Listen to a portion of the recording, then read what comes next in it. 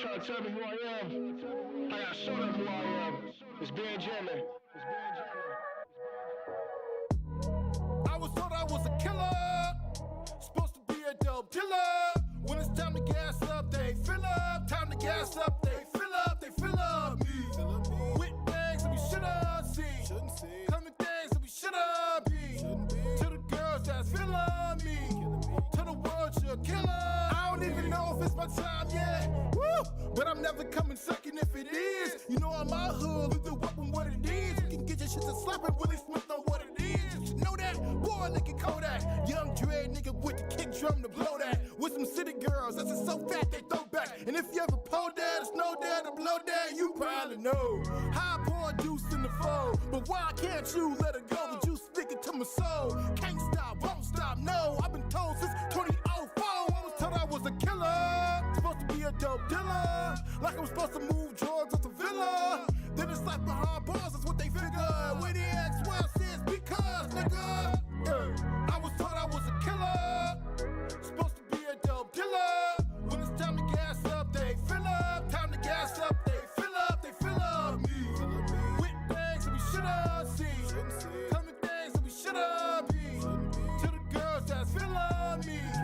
To the world, you're a killer. Me. Yes, me. Made Jammin with juice with no need. On our way to the T.O.P. With our cities on our back like we gon' see. Hey, hey, like a chief on cheap. Boy, sticking my jack, boy, lean on me. Hey, hey, ducking all the C.O.P. With the devil on his side, hoping he O.D.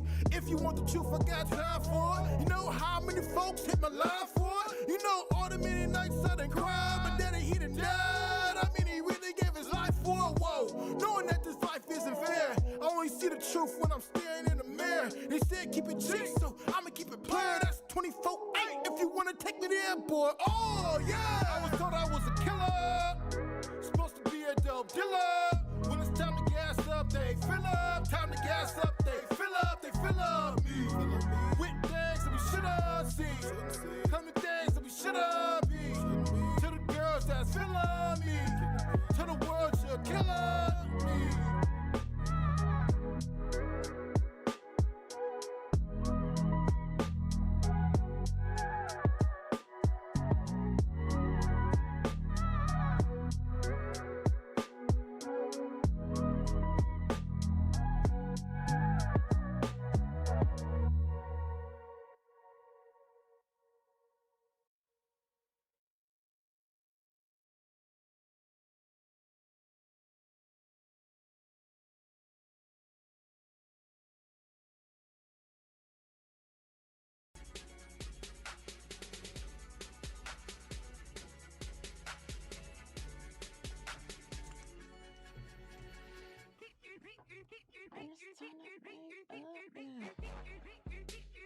Early in the morning, woo!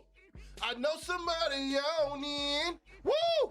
But it's time to get the money, bro, woo! You can't act funny about that money, y'all. Yeah, yeah. Early in the morning, woo! Can I hit it in the morning, woo? But then you gotta feed them kids. Jammin with juice. Y'all know what the business is. What? I said what? I said what? I said what? It's Jammin with juice. Y'all know what the business is. Call in, text it.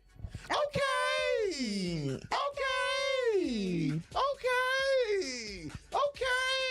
Is that right? Okay. First dinner, dinner, What's up? Fresh in this Juice Nation, and to all the certified juicy jammers out there. Good morning, Milwaukee. You are now tapped into, sipping on, and waking up to Jammin with Juice, the morning stream. Okay, I am your girl, Noni Juice. Always keeping it juicy. And of course, I got my boy band Jammin with me. It's amazing. And we are live from the Jammin with Juice studios at the Milky Way building and sponsored by Cindy Johnson Allstate Insurance Agency here in Milwaukee. Make sure y'all give them a call, okay? 414-445-2558. All right? Okay. Now listen. Okay. It's a lovely morning. Right. It is Wednesday. Hump day. Hump day. And we are about to get this thing cracking. We got some certified juicy jammers in the chat, been jamming. We do? Where they at? Where they at? We got some certified juicy jammers, you guys, which is why we got to do our morning roll call. Okay. And see who's really up in here. And ready to get it cracking. So please give me my theme music. Let's go. Let's go. Let's go. Good morning to SE. Good morning, SE. In the chat this morning, we got McNutt in the chat. Good morning. We got Josh in the chat this morning. My brother. We got Trey Tay. What's cracking, KW. Yo. We got Lady KW, B. good morning. Kawana. Lady B, Milwaukee, Willie good morning. Graves, Grand Rising. Tyler Kawana, Grand Hadley. Rising, Queen. We got Tyler, Miss my Anita brother, Nicole. good morning. I needed a Venus call, good Jones, morning. Venus to your Raiders, good morning. my Sir girl Charles, good morning. Kayla G. We got Kayla G. Daniela, the #1 seller. Daniela, the #1 seller. Good morning, Ooh, Queen. we got audio moguls. What? Audio moguls. Audio moguls. Yeah. Okay now. Good morning. We moguls out here, baby. Now we are. Top of the morning, top of the morning, top of the morning, top of the morning to you. Good morning. Woo! Isn't it beautiful? It's a beautiful morning. It's a Wednesday. Yeah, it is a beautiful day. How you feeling, Ben? You said you had a story for me. I have a story to tell. Yes. First off, I was violated yesterday. By whom? I was violated. I got a story to tell, and it made me so damn mad.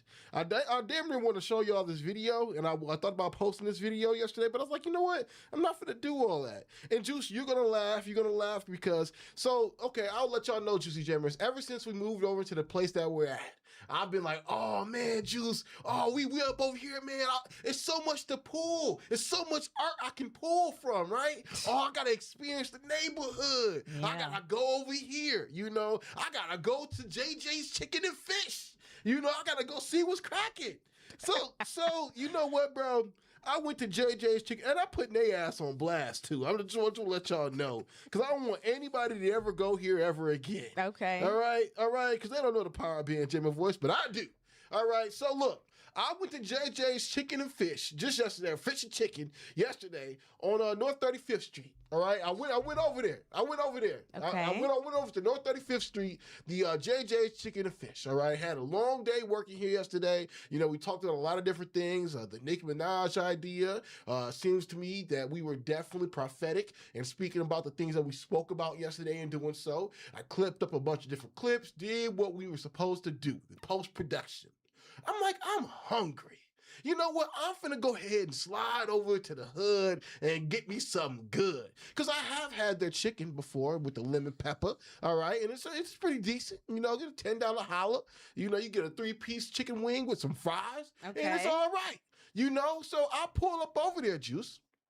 Grab my chicken, and I just want to let y'all know, a lot of times when you pull up to these places, they always got the Akbars. The Akbars is there, or the somebody with the last name Patel is behind there. You know what I'm saying? It seems to be a common last name, right? When you're messing around with the Indian folks, and it is what it is, or their last name is Carr, something like that. But anyway, neither here nor there. I grabbed my chicken from this gentleman, and I'm like, hey man, let me get a drink too. I'm like, let me get a Pepsi. I'm like, let me get a Pepsi, bro. He's like, all right, no problem. No problem, my good friend. No problem, my good friend. Yourself. No problem, my good friend. I'll get you whatever you want. So he gets me the Pepsi, whatever. At the JJ's. At the JJ's Chicken and Fish. I grab my stuff, grab the barbecue sauce. I'm like, okay, man, I'm finna max this, bro. I'm so hungry, fam. I have, fried chicken in a minute. And I'm black. I love chicken, but really I'm an American. We all love chicken. Anyway, I dip my fries in the barbecue sauce. It's okay. It's not the best right now, whatever, but it's edible, right? I'm eating it, right? I grab my chicken. I see that. I'm never paying for something and I'm eating it. I'm like, oh, well, it's edible.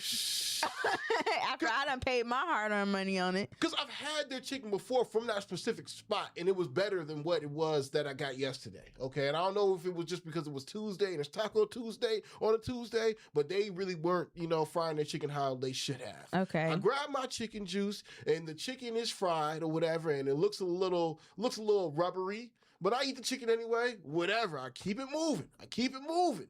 But the one thing, because if anybody knows anything about Jammin, I typically eat kind of fast. And if I eat fast, I get choked on my food, right? And I get the hiccups quite frequently, quite often, more regular, more abnormal than the next person. All I know is I go wash down my chicken and wash down my fries that I had with some barbecue sauce with this Pepsi. And oh my God! I damn near want to shoot the block up or something, okay? Because as soon as I grab this Pepsi, y'all see how my finger is right now? This means I really got beef with these folks at this point. I'm a Pepsi drinker. And JJ's Chicken and Fish on 35th Street, I am so disappointed in you all. All right, I opened up my can of Pepsi, and I drank that can of Pepsi, and I'm telling you, when I say it tasted like ass water, I couldn't have been more disappointed. I immediately gagged as I drank on that Pepsi. Okay, I immediately gagged. I immediately threw up. I couldn't even take care. I couldn't even do it. The Pepsi can that I opened up tasted like somebody had dumped 10 cigarette ashtrays inside of my Pepsi. I was flabbergasted. I was so upset. I felt like I should have sued. Okay, I didn't know what the hell to do. I was violated. My whole throat violated. My stomach violated. I may even be traumatized now because I don't know if I want to open up that can of whoop ass. You know what I'm saying? I don't know if I want to pop a can of Pepsi Cola and almost die from it. And that's exactly what happened to me just yesterday. And I will say this, y'all. I will say this. A lot of times, we trust the brand name. Pepsi is a brand name, so you trust the brand name. But just because you trust the brand name does not mean you should trust where the brand name is coming from. A lot of these different little corner stores, like I said, with the Indian folks or whatever, whomever it may be, may not take care of that Pepsi can as other people would. Some of these Pepsi cans or some of these cans in general, soda cans, come from different warehouses where the warehouses got rats running all over the Pepsi cans. But as soon as I get the Pepsi can, I'm supposed to drink from the Pepsi can as if the Pepsi can is clean. And I do understand I could get sick from it, but I never, ever in my lifetime thought that I would pop open a can of Pepsi and thought that if I drank that, I would almost die. So as soon as that happened to me, Juice, as soon as I gagged and threw up, I was like, oh, hell no. Y'all got me all the way big. Y'all got me all the way messed up. What happened? Did a mouse die in here? Did a mouse die as Pepsi was making the concoction for this? So I opened it up. Well, it was already open. I got to pouring out the drink, pouring it out, trying to see if anything fell out. Nothing fell out. And then I had to check the expiration date. I checked the expiration date, and the expiration date said it was good. So I don't know what happened in between the soda can that I drank, leaving Pepsi, getting down to JJ's Chicken and Fish. But I know when as soon as it got into my mouth, oh my God, I could have died yesterday. Could have died. It sounds to me like your issue is not with JJ's, though. It's with the whole chain. Like the you're whole upset chain. with the fact that you had a battery-tasting Pepsi can. I would have rather had a battery. I would have rather tasted a battery, okay? The first thing that's wrong with this is you picked up Pepsi in the first place. Hell no. Pepsi's fire, okay? Pepsi's Why are you fire. drinking sodas? I like While sodas. you're sick. You needed to grab a Sprite. A ginger ale. You know what, Juice? I will dial back because maybe you are right. I should have drunk soda in the first place. I have been You're battling supposed to be a cold. eating soups. soups. But you know. And you over here eating some lemon pepper wings. But Juice, you know what it is though. Like when you be like, oh man, like I'm on this little kick right now, trying to sweat out this little sickness. Like I've been drinking my tea. I got my tea right now. Don't be coming on these airwaves talking about you mad at JJ's, bro. Because you mad at JJ's. They did nothing wrong I'm mad to at you. Akbar. You I'm over here mad at Pepsi. You need to be tagging Pepsi and be like, Pepsi, what's going on with your cans, bruh? Should I really post this video then? Because I recorded this. And why is it like that? Exactly, Audio Moguls. He could have been drinking some juice. He want to sit up here and ruin his throat even more, drinking some Pepsi, and now want to blame the people over there at JJ. JJ's ain't got nothing to do with that. You done checked the expiration. The expiration was fine. You need to be mad at your taste buds for even picking the Pepsi up in the first place. I'm mad at the whole process. Because there were other options that you could have had, and you decided not to. And they took my money willingly. That's my thing. They're supposed to. Are they supposed to? What did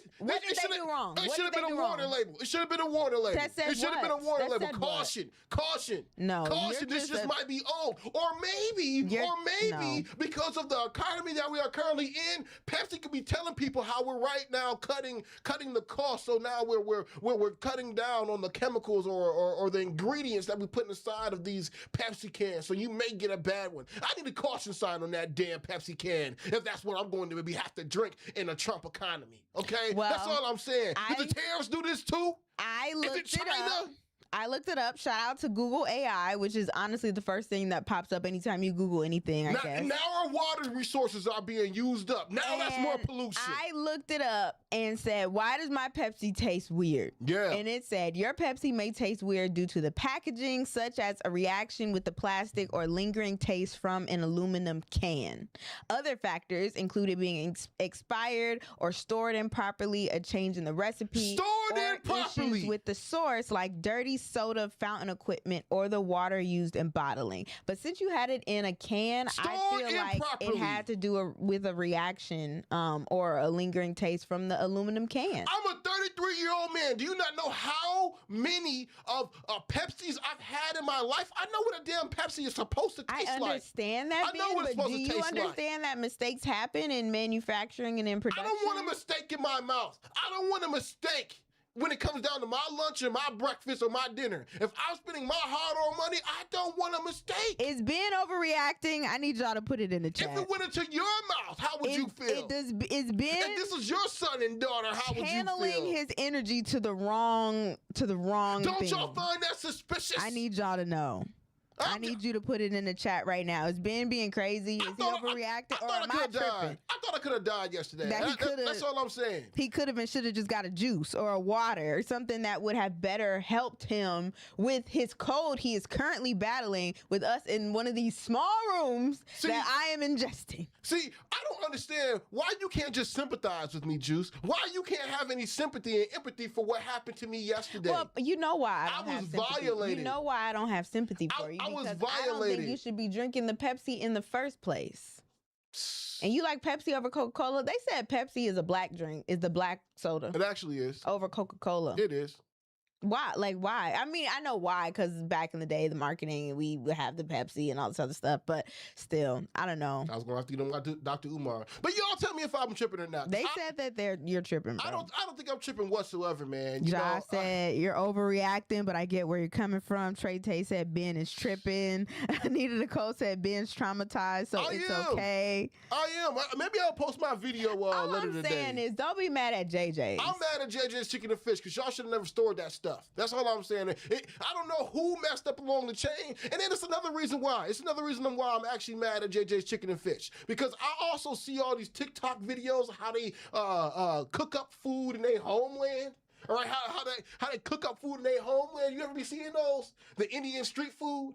Yeah. They be having their foot all in the juice. You or it'd be like the bees and the bugs dirty in it. No gloves. You're being terrible right now. What's your point? I'm just saying, man. I don't know if it was them and they Indian ass, or if it was Pepsi. But somewhere along that chain, it be them, bro? It could. You just read it over. You used the Google, didn't you? Did you research? Didn't But they're talking about when it's in a can, they can't do anything when it's in a can. That has to do with they were saying if it was one of them, if it was one of those machines. It could have been stored improperly. It wasn't a machine. This was in a soda can. Okay, well now what you have to do is go back to that JJ's and get another can to see if it's just their Pepsis.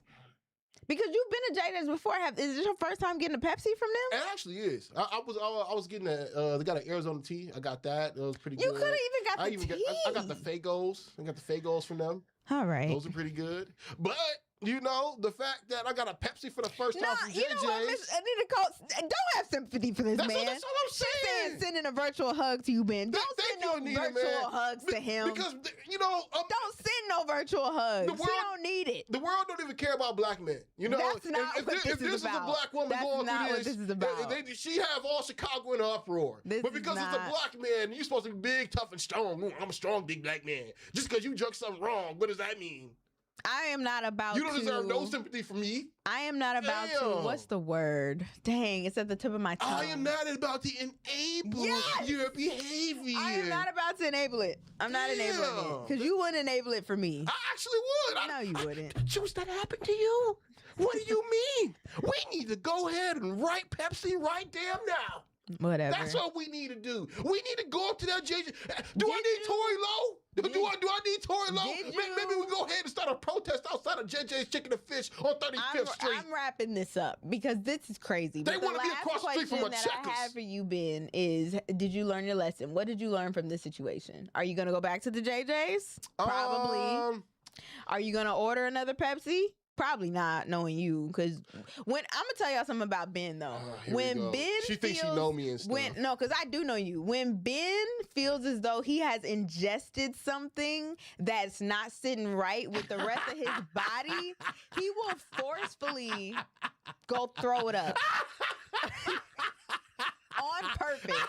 He'll be like, he'll eat something and he'll be like, yeah, no, this ain't sitting right in my stomach. And he will go to the restroom and throw it up because he's like, I can't allow for that to even get in my bloodstream.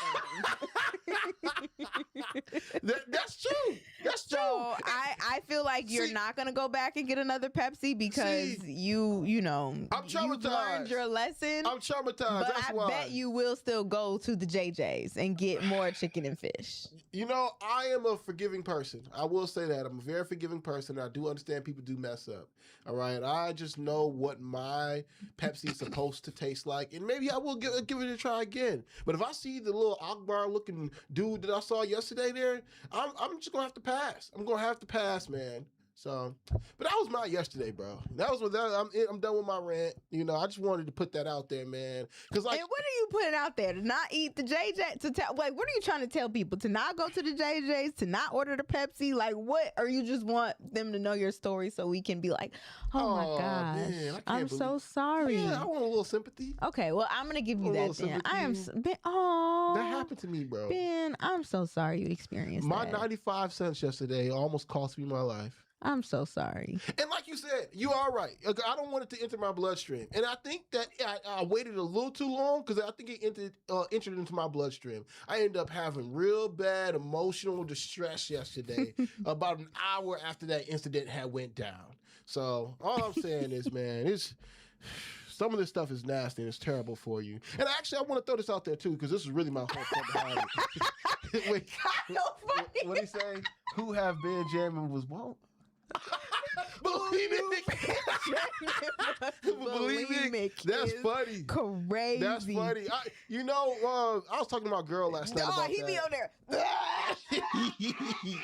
I will throw something up though, for real. I will throw it up on purpose. Like, it's the best way. Like, honestly, look, I would tell y'all, Juicy Jammers, if you are ever feeling like you've been poisoned, throw it up immediately before it enters your bloodstream. It's the best way to do it. Don't let your body go through all that, go through that illness. Don't let your body be poisoned like that. Throw it up. It's too many times that you have told me you have thrown something up because you're just like, it's not sitting right in my body. I know my body. That's because you be doing them Superman poses in the mirror. So every day, so you know yourself.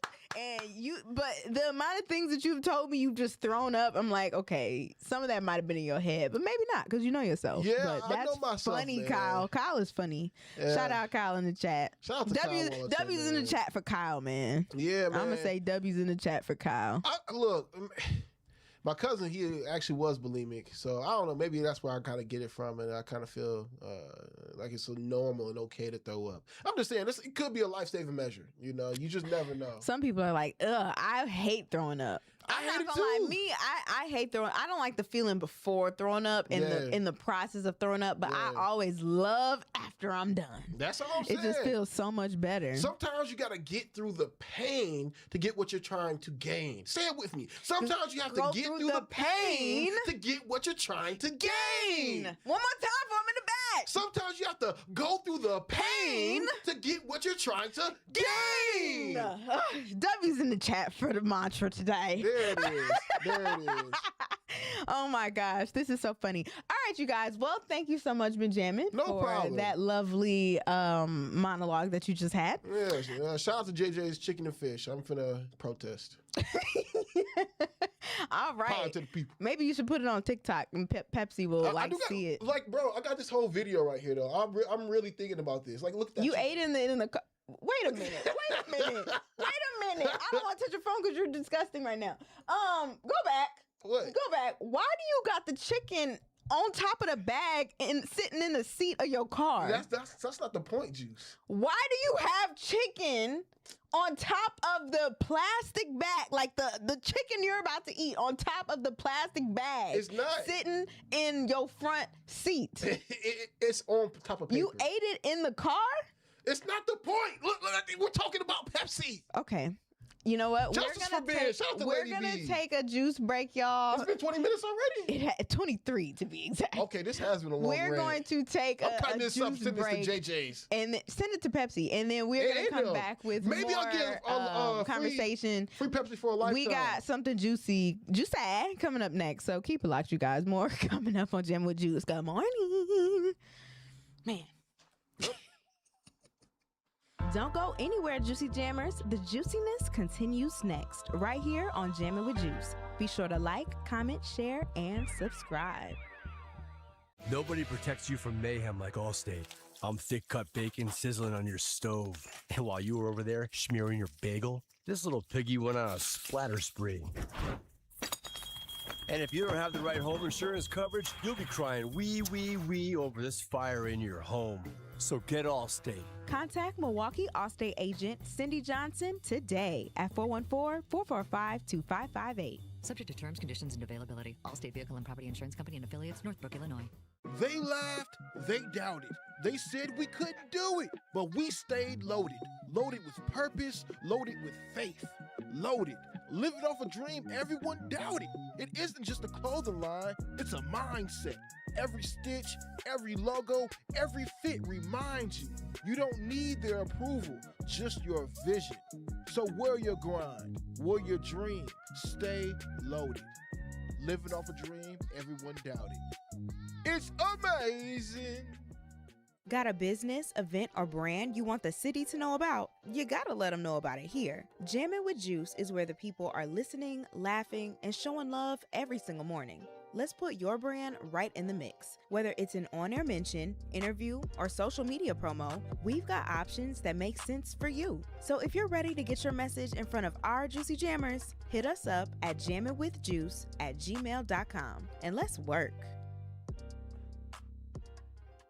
What up, Juicy Jammers? It's me, your boy, Ben Jammin, and I think it's time for us to go down the rabbit hole! Now, if you don't know what a rabbit hole is, it is a piece of information you find on the internet or experienced in real life that takes you from one piece of information you find to another, up until your curiosity is satisfied. And that's what I intend to do each and every day you guys watch us live. Spark your curiosity and transform the way you see your world. So tap into Jammin' with Juice each and every day so your rabbit hole can be filled.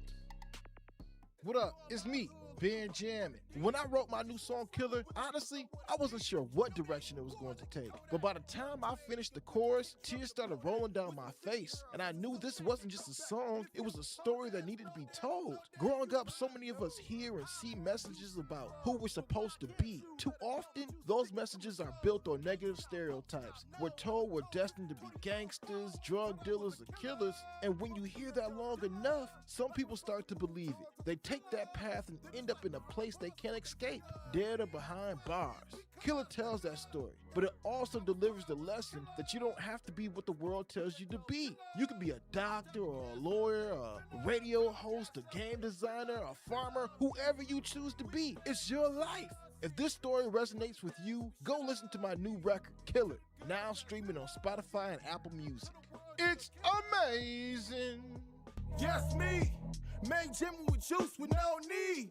On our way to the T.O.P. with our cities on our back like we gon' see. You already know what it is. This is Jammin with Juice. And make sure you go like and subscribe to our YouTube channel and go to jamminwithjuice.com to become a certified Juice Jammer. Remember, from here on out, you're amazing.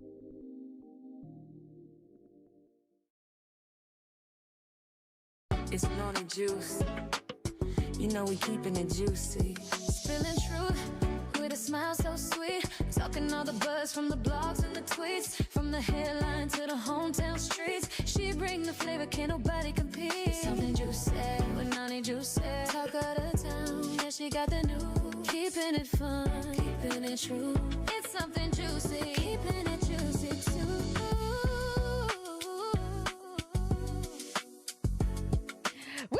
Welcome back, everybody. You're tapped into Jammin with Juice, and like you heard the lady say, it is time for something juicy. Ooh, yeah. All right. She didn't say all that. She did in the extended version. But anyway, the very first thing that I'm going to bring up for something juicy, the U.S. House approves the release of the Epstein files in a nearly unanimous vote, you guys. You don't say. So on Tuesday, the House voted to pass a bill requiring the Department of Justice to release the files related to Jeffrey Epstein, following months of resistance from President Donald Trump and GOP leaders. The vote was overwhelmingly in favor with a tally of 427 to 1. Representative Clay Higgins was the only member to cast a no vote. Higgins posted a statement on X citing his claims. He expressed concern about how the files could harm innocent people. He also mentioned he would change his vote to yes if the Senate addresses his privacy concerns in an amended version of the bill. Survivors of Epstein who had gathered outside of the Capitol to demand the release of the files celebrated in the House gallery after the vote concluded. Epstein had previously been convicted on state charges of soliciting prostitution and soliciting prostitution from a minor. Although Trump stated on Monday that he would sign the bill into law if it reached his desk, which it does now, many Democrats in the Capitol are skeptical about the sincerity of his support given his earlier strong resistance to the proposal. But it passed, you guys, so it is gonna head on over to Trump, where he is gonna have to sign it over, you know. And it's kind of weird to me. If he wants to sign it over, though. But he said he would. He said he would. Now, do I believe it? I'm at the point where I believe it when I see it, type of stuff. Yeah, but it's really weird to me that all of a sudden, I feel like yesterday and like even earlier this week, he was telling the Republicans to vote yes on it. Like he switched completely. Yeah, he's like, I'm ready for it. Man. Yeah, he was like, all right, I want the Republicans to vote a yes on it so they can come out, which is mighty suspicious to me. Don't you find that suspicious? It is mighty suspicious because it's like, what, did y'all use AI to corrupt the files now and change some things up so your name at least isn't in it? Like, what was really going on? You know, what was really going on up in them files where now you're like, oh, I don't care what goes on. It's just mighty suspicious to me. But again, I think it just alludes to the fact that a lot of people today just don't have trust in the government. So the fact that I'm even saying, oh, I don't even trust that the files are not going to be tainted with, once they do eventually come out. It's crazy to me, but I am curious as to what would happen next. Like after everything is out, after we see who is actually going to be on there, whether it's Trump or other celebrities that we know, and what happens to them moving forward, and how do the victims actually get justice. But I guess we're going to have to wait and see that part. Yeah, we're definitely going to have to wait and see what happens, Juice. So like you said, it is going to head to the Senate. And I guess we're going to get the Senate vote then. And being that overwhelmingly on both sides, from the Republican Party to the Democrat Party, they basically did a unanimous vote of we need to release these things. I think we'll see the same exact cause and effect happen with the Senate, and it'll just be up to Donald Trump if he wants to release it or not. But I'm with you, Juice. I think there will be a bunch of it will be tampered with. There will be redactions from these Epstein files. Redacted. Because ultimately, like and I don't even want to just say like they're not supposed to do this, because they are, right? This is one of the reasons why I came down with the JFK files, that a lot of things couldn't be put out for such a long time because people who were in those files are still alive at the time. So traditionally, they would wait for people to pass away, or members who were actually put in those files to no longer be like an American citizen or be impacted in some way, shape, or form. So when it comes down to these Jeffrey Epstein files, I'm certain that the victims' names will be redacted because a lot of them are still alive. Even when it comes down to Donald Trump, a lot of the people who are still going to be in these files, it's going to be redactions. However, I would like to see it come out full, see everybody's name on there. If Diddy's on there, if Chris Tucker's on there, Jay-Z's on there, I want to see who, what, when, and where, how, and everything went down. I want to see those types of things, because as the story unravels and unfolds, we see how powerful Jeffrey Epstein was, and then I think, if Donald Trump is in this to the magnitude that we do, that people do believe that he is in there, talking about blowing Bubba, hopefully we'll find out who Bubba really is, and in doing so, it may actually taint President Trump's reputation for the rest of his life. We'll see. Yeah, no, we're definitely going to see. So we'll see exactly what happens. But being that, like I said before, it was a unanimous vote between the Republican and Democrat Party, and they can't agree on anything besides these Epstein files. I think this speaks to his voter base right now, and his voter base truly wanting the truth of what happened with these Epstein files, because Epstein was viewed as one of the biggest sexual perpetrators of all time. And if Donald Trump is one of these people who was a sexual perpetrator, which 33-time convicted felon, I'm certain that he will lose a lot of support, if not be impeached after this. I don't know if I would say that they necessarily are agreeing on it. I think that Republicans are kind of just following Trump's orders at this point to say, like, yes, let's just release him. But we'll see what happens after that. All right, you guys, moving right along. Bow Wow and B2K are reuniting. On what, though? For tour, you guys. They are coming back. It is the Boys for Life tour, and it is coming to Milwaukee on, let me get the date right, on April 2nd. All right, it's coming to Milwaukee April 2nd. Tickets are going to be on sale Friday with pre-sale on Thursday. But when it comes to this tour, you guys, it's going to be Bow Wow and B2K, and they're going to be on the stage together celebrating Bow Wow's 25th music anniversary, as well as B2K reuniting after 6 years. Artists like Jeremiah, Pretty Ricky, Waka Flocka, and more are expected to join the highly anticipated tour, and it is, of course, presented by the biggest Black-owned live music company, Black Promoters Collective. So people are very excited that the boys are going to be back, that they put all of their issues to the side when I'm talking about B2K here, because they have been in the news recently. The last tour that they were on was like in 2019. For the Millennium Tour? Yes, for the Millennium Tour. I don't believe Bow Wow was on that lineup at the time, but I have seen Bow Wow and Omarion separately at least like twice now, in separate tours and different Millennium Tours and Scream Tours and all this other stuff. So that's not nothing new. But B2K coming on that now, along with Bow Wow and everybody else that is aligned with it. I think it's gonna be fun. They say Young Jock will be there, Crime Mob, Franchise Boys, A. Marie. Franchise Boys? Yeah. Franchise in my white tee. In my white tee. Yeah. Lean with it. Bow Wow has said that, bring you're JD out now. You're gonna want to get tickets to it because every single show that he does is completely different. So you don't get the same type of tour every single time. Every set, is completely different every time. But I think it should be fun. The nostalgia is always at an all-time high, and they are going to ride that nostalgia until the wheels fall off. But I will say B2K is also going to be dropping an album as well. So that is what they're trying to build the hype up for sure. It makes sense. I'm ready to see it though. The only people I don't agree with on that ticket though would be Pretty Ricky. Just because, man, every time I've seen Pretty Ricky, Pleasure P just seems to be like, this is my show. Yeah. I see ego. I see ego a lot of times when I see Pleasure P perform. I don't necessarily see that with other groups. Because when you're working with a team, when you're working with a group, your ego needs to die. It's Why not do you about say you. it's ego? Because, he had a lot of singles. So you mean to tell me if Pretty Ricky is performing, you don't think that Pleasure P should also do his single songs that were hot? I think he should definitely do his single songs, but what I'm saying is, okay, look, when we did Tacos and Tequila, right? We was at Tacos and Tequila. Mm-hmm. Pretty Ricky was up there for maybe 15 minutes doing their records. Pleasure P out here for the next 30, 35 minutes. And he's not that good of a performer, by the way, by himself, for sure. So that's what I'm saying. Even though he had a bigger star, if you will, besides his group mates, his bandmates or whatever, he should still find a way to allow them to work the crowd with him. I just don't think it's as good. When I'm looking for Pretty Ricky, I want the group. I don't want Pleasure P by himself.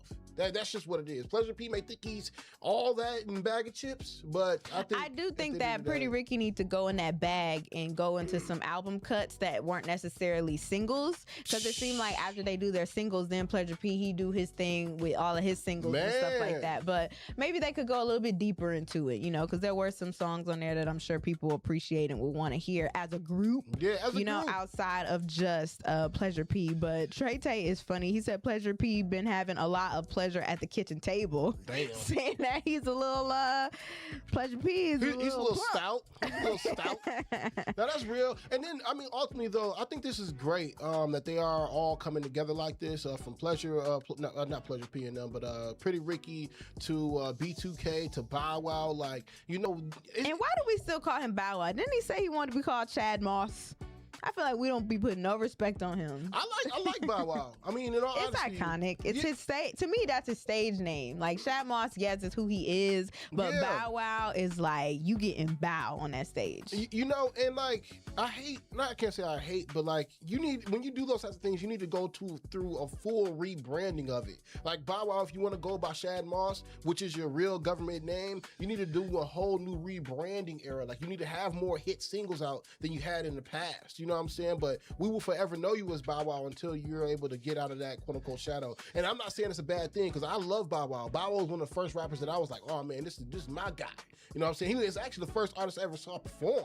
When I was probably about 10 years old. I can't wait for Bow Wow to. It's not like you call him Lil Bow Wow. He's lost the weight now, which is one thing that I really want him to do. So he's lost all that fat off of him. I don't know if he's drinking as much as he used to, because I know he said that was a big reason why he was real just puffy. Yeah, he ain't at the parties no more. So. Now I want to see Bow Wow come back with an album for the ladies, because he was always a ladies good man, like that, man, and I think he needs to make some more singles and some more hits. Yeah, just speaking to the ladies and show people that man, I still got it. I know he just had a single recently, I believe, with Chris Brown when he was just on tour last or earlier this year, I think it was. But I want an album from Bow Wow, really just showing everybody who he truly is, and he's that guy. Okay, he's Mr. 106 in Park. So you have a nice little song with a beat on it, have some women in the video, make it a older type of video where maybe it's just how it used to be just all white, and it would have dancers and stuff, and just make it really nice. And I think he could for sure do that and revive his career in that way. I don't really want bars from Bow Wow. I want some nice little good music. Hey shawty, I'm trying to get with you right. You know what I mean? That's kind of what I want from Bow. So Bow Wow was tour will be definitely fun. Now, speaking of another artist, you guys, a really big artist and one of my favorite artists of all time. I almost gave you that package. I don't know what you're talking about. The package about the cherries. He was about to give you the cherry package. He wasn't giving me no cherry package. He walked right over me, which I did get to touch him when he did that. But I'm talking about Usher, baby. Yes, I'm talking about Usher, you guys. He is suing Brian Michael Cox and others over failed Buckhead restaurant loan, and he is seeking $4.9 million in damages, you guys. Okay. So Usher has filed a lawsuit in Fulton County against music producer Brian Michael Cox, associates Keith Thomas, Charles Hughes, and entertainment lawyer, I believe it's Outside Honor. I'm gonna just say that. The lawsuit stems from a loan that Usher gave to the group for a restaurant project that never happened. Now, according to the lawsuit, the group pitched Usher on opening a restaurant and lounge called Homage ATL at, I don't care to give the address, but it was at the former Ocean Prime location. So Usher agreed to loan $1.7 million in January, but did not take an investor role. The money was wired to a trust account. However, months later, the property had not been purchased, and over the summer, Usher requested repayment and received $1 million in August, but the remaining $700,000 had not been returned. The suit claims that the lawyer admitted repayment would be difficult because the funds were used for other purposes. Usher is seeking $4.9 million in damages, allocating $700,000 for each of the 7 claims in the lawsuit.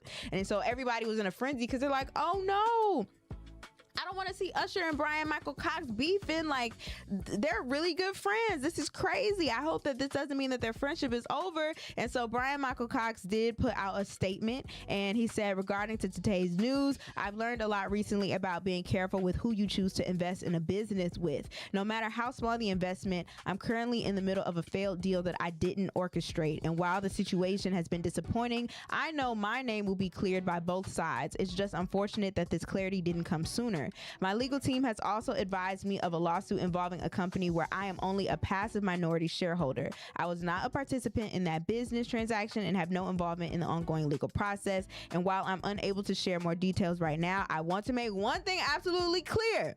My 27-year friendship with Usher remains fully intact. So I appreciate everyone who's reached out and had a concern, and with love and patience, thanks for the understanding and all of the things. So their relationship is really good, but it does just go to show you that when you're going into business with your friends, things can get a little bit messy. Now, fortunately for these two friends, it seems like everything's good, and it's more so on the other business partners that they had involved in the situation. But sometimes they can get really messy, and they say don't go into business with your friends, but you know, things do work out in the end sometimes. Yeah. No, I personally don't think this is even a bad thing. I think this is just business that they're all dealing with. Brian Michael Cox is infamous, famous songwriter, and I want to say he was also with Boyz II Men. So Usher has plenty of respect for him, and I know they're not having a falling out. It's just business at the end of the day. I want my money, and I want it now. Yeah, and I don't blame Usher for that. No, I'm just glad the friendship is still, good. Sometimes you do got to walk away from certain stuff though before the friendship gets a little messy, because it's like, listen, I would rather just keep you as a friend versus us get all messy in the money business. But also, when you're in the industry, you hope that the industry doesn't change your friendships too, because you see what's going on with like the City Girls. Not to say like behind the scenes that it wasn't something more so internal between just the two of them, but I definitely think it was outside forces that was kind of like splitting them apart. Because I thought the City Girls, and I was hoping they would be friends for forever, but it seems like they're just more so cordial now, or I don't even know if they're cordial at this point because of how Saucy Santana and JT be going at it, and Miami in the middle of that. Too messy That's for neither me. here nor there. Be careful when you go into business with your friends. That's what I'll say about that. I would just like to see this end up as like a Judge Judy episode though. Like that's what they should do. Take it to like Judge Judy or Judge Joe Brown, something like that. Them shows were fake. Nah, they were actually real cases. Those were real cases, and they would fly them out. I actually had the two ones people now at least are fake. Yeah, the ones now are definitely fake, but back in the day they were real, and they would, it would be somewhat of entertainment. But speaking of, I do remember there was an episode where two friends had went into business and they did the show, and the one biggest reason they did the show is because they knew they would make more money after the show from getting the publicity. Yeah, I don't like when people be faking beefs. That's weird. Like a real beef, don't be faking Do real beef. Do yeah, you? like faking real beef. Like before when we were talking about dang. Because Like, we just had a conversation about this yesterday. I know, but I'm talking about like how the baby said that some dude had approached him and said, let's do a actual rap beef, but like act like we really hate each other. Yeah. That's different from having a difference of opinions. I'm talking about real rap beef. Like that's fake. That's weird. That's weird. I'm telling y'all, Noni Juice is capping right now. I'm not capping, I'm but going to let that be, and I ain't saying Whatever. nothing else. that's weird. Anyway, All these fake ass rappers in Milwaukee. when we Can't none of y'all stay in the rain from being jamming. Oh, I know what you're talking about. But that's different. And I'm going to tell you off air why that's different. I thought you were talking about something else. All right, y'all. When we come back, there's a story going up right now about a Chicago woman and her children being jumped near Southside CPS school out there in Chicago. And it has taken the media by storm. It has taken all of the watchers of this video by storm. And it is leaving people with questions as to what happens next. Who gets held accountable when you are seeing a bunch of kids jumping an entire family after school? It's crazy, you guys. We're gonna have the video for you. We got the news story coming up, but make sure you guys keep it locked. We got more conversations with Jammin with Juice on the other side. Stay locked in. We'll be right back on Jammin with Juice. But in the meantime, hit us in the chat and join the conversation. We'll take a look on the other side. If you want to stay in the know, you gotta sip on something juicy, where me, your girl Noni Juice, spills the juice on recent headlines you might have missed. From local Milwaukee stories to trending topics and breaking news, you gotta know what's going on. So I'm gonna keep you updated. So don't miss Something Juicy every single weekday in the 7 o'clock hour, exclusively right here on Jammin with Juice. Keep it juicy, y'all. Hey, Jammin with Juice is officially back, you guys. And you know what? I am so excited to be back with my co-star, okay? We got Benjamin in the building. Benjamin, how you feeling? Amazing. No, seriously, Juicy Jammers, it is so great to be back over this airwaves, connected with you all over again. Thank you guys again just for holding it down with us, man, for so long. All the DMs, all the messages, all the likes, the comments. Y'all definitely were doing your big one, reaching out to us and just keeping the show alive. You know what I'm saying? So now that we are officially back, make sure you tell everybody that you know. Tell your mama. Okay, that Jammin with Juice is back to give you that daily Tell drop your of daddy. juice every single morning, okay? If you gotta go to the gas station, if you at the mall, whoever you run into, Tell just your let them local know, drug dealer. all right, that they gotta tap into Jammin with Juice. Man, you are so crazy. Okay, let's do it again. Do it again? No, Yeah. let's see how it sounded first. I don't think that sounded good. I thought it was beautiful. I thought the direction was there. Do it. Let's just do it one more time. Do what? Do it again. Okay, what's Tell the people. They listening right now. Tell the people. Tell the people what you need to tell them. What we need to tell them. Cause look, Juicy Jammers, from the bottom of Benjamin heart, I really appreciate you guys. When somebody, gets let go from their job. We ain't doing that. No? We ain't talking about that. Okay, we ain't doing all that. Just thank you, Juicy Jammers, man. Seriously, I found out throughout this time period, okay, I don't want to be that deep.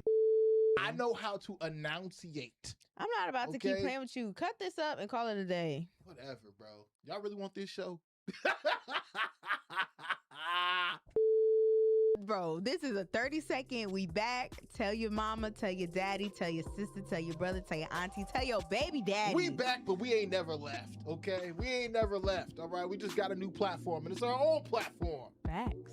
But yeah, y'all was holding it down. We appreciate it so much. And we are just glad to be able to be back in community with all of you and to, entertain y'all. Because it's about to get even crazier. We on our own, Ben. We independent. INDEPENDENT. Do you know what that means? All right, Juicy Jammers, we're back from our juice break. We appreciate y'all for still kicking it with us. Now, let's get right back into the conversation on Jammin with Juice.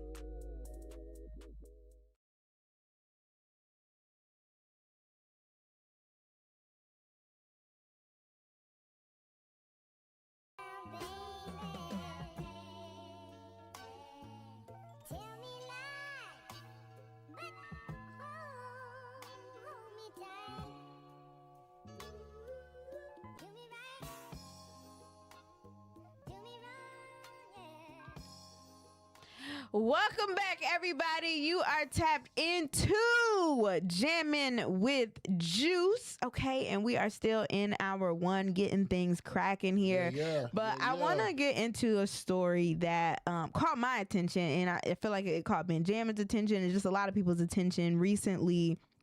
I want to say it was yesterday that everything was just popping off, but it's about the Chicago police that are now investigating a brutal attack on a mother and her children near a far south side school in Chicago, of course. It happened Monday afternoon near 106th Street and Bensley Avenue, right down the street from Orville T. Bright Elementary. The video now has been shared tens of thousands of times on Facebook, and it shows the attack of this 33-year-old woman being punched and eventually falling to the ground, where the assault turns even more violent. You guys, we have a clip here that we are about to play of this video showing everything going down. Yeah, shout out to Fox 32. Outrage in South during after a mother and child attacked on their way home from school. Casey Cronus is live outside of Orville Wright Elementary School with the very latest on this story. Casey, what can you tell us? Hi, Sylvia. This video is heartbreaking to see. That woman, a 33-year-old, says she was walking her 9-year-old son home from school when they were jumped by a group of kids. And we need to warn you, the video is difficult to watch. We have frozen it before things escalate. Chicago police are now investigating after the woman named Korshonda and her son were viciously attacked near 106th and Bensley. That's just a couple blocks away from the elementary school. It happened yesterday shortly after dismissal. A group of kids approached them and started punching and kicking them. Korshonda says her son has been bullied at Wright and claims the administration has not done enough to protect him. Here's what happened yesterday in her own words. So I asked my kids to come to the next side of the street with me so they wouldn't get jumped. So we kept walking. They followed us all the way there. And then they still fought us. They fought my son. They hit my son first, all in his face. Then they dragged me in the grass and pulled my little baby hair. Actors, we can make you believe we know what we're doing, when in fact, we do not. Whoops. All right, you guys. So that was just part of the mother who was discussing what happened yesterday after school, or Monday afternoon, I should say, after school, when her son, who had been bullied, like she said, for about 2 years now at this point, she's walking him home along with her younger daughter, and then the middle school kids start jumping on him, and actually even hurt the younger daughter as well. And so now everyone is just like, what? Like, this is ridiculous to even see that these middle school children would attack this family like this. And it's like, for what? And that's why they're doing their investigations right now. But the mother and the kid eventually did have to be hospitalized, and they were taken in for serious conditions. At least the 9-year-old boy was. Now they're saying they don't know what led up to the attack. But like we said, the boy had been getting bullied for about 2 years or so now. Mob mentality. And people were concerned, like, okay, well, why didn't you fight back? Why didn't you do something? And one, she can't necessarily fight little kids. Yeah, she could try to get them off of her son, but it would look bad on her if she's trying to fight middle schoolers. But the mom actually has sickle cell disease. And so since she has sickle cell disease, she was not able to protect herself in the way that she normally would have been able to if, you know, she wasn't battling this disease on top of everything else. So yesterday, video went up as well of the community and their outrage, because now they were outside of the school and they were demanding answers. Who are these parents? Who are the children? How are we going to handle this? Because this was absolutely something that did not need to take place. And so now we are asking you guys, one, how do you feel about the entire situation? Like, what are your initial thoughts? And then two, how and who gets held accountable for this type of situation? Because this could have easily happened in Milwaukee. This could have easily happened anywhere, honestly, across the country, because of the type of children who we are dealing with now, who don't have any respect for older people, or just don't even have respect for themselves at the end of the day. That's really what it comes down to. But What do you guys think? I'm going to give you guys the number at 414-360-8999. This story is completely insane, but we have more updates on that when we come back from our juice break. But what do you think, Ben? Well, you know what? Before I do my deep dive into all of this, I just want to say shout out to Fox 32 News. But at the same time, I think you guys were a bit insensitive while interviewing that lady. She definitely sounded concussed as she was speaking. So, you know, sometimes media wants to hop on the story as soon as they possibly can because, you know, they feel some type of way. They want to act and do whatever they possibly can to get the story. But give that lady some time to, you know, to heal, her and her son. Because to be jumped on by a bunch of rabid teens is crazy. I've seen this thing happen firsthand. But we'll talk about that when we return. Yeah, so make sure you guys keep it locked. We got hour 2 of Jammin' with Juice coming up. One more time for the number, 414-360-8999. Call in and let us know what you guys are thinking and what are some solutions to this issue.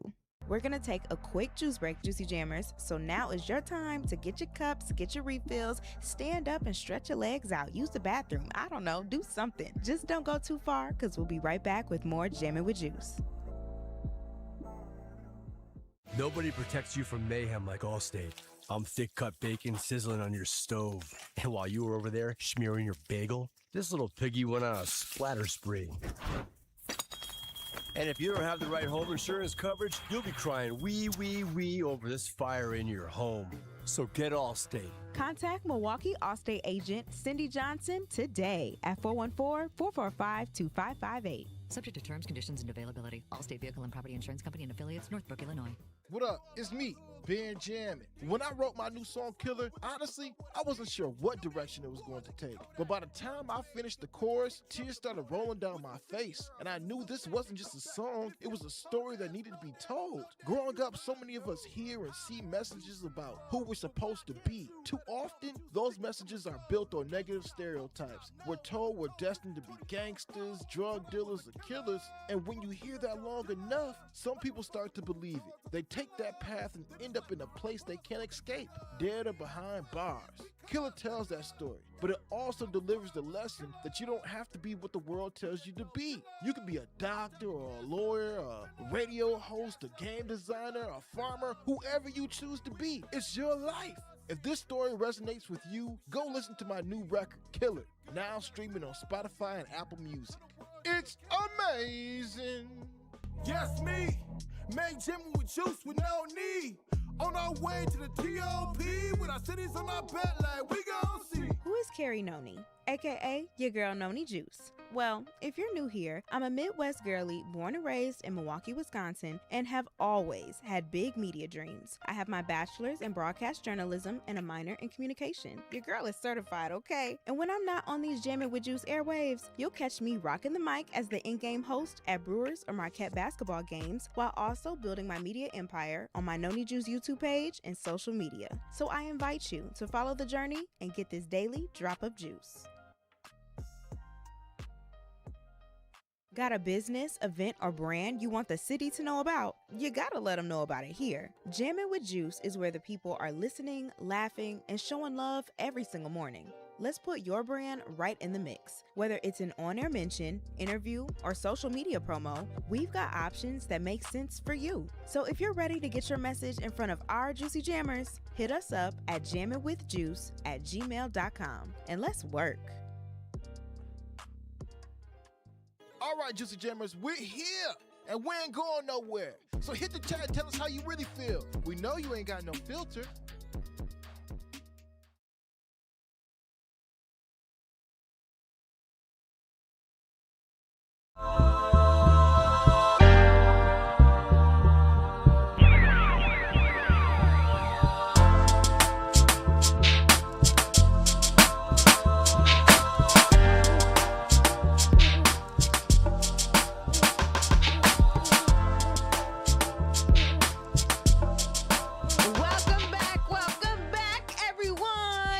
Into hour 2 of Jammin' with juice. All right, I'm going to give you guys the phone number to start things off. 414-360-8999. You guys, make sure you like, comment, share, subscribe to this broadcast, this live cast here right now that we are doing. The morning stream. Yes, as we continue the conversation about this Chicago mother, 33 years old, who had to be hospitalized along with her son after some middle school kids jumped all three of them, I would say, because there was a little baby girl as well in the picture there that she said they pulled her hair out.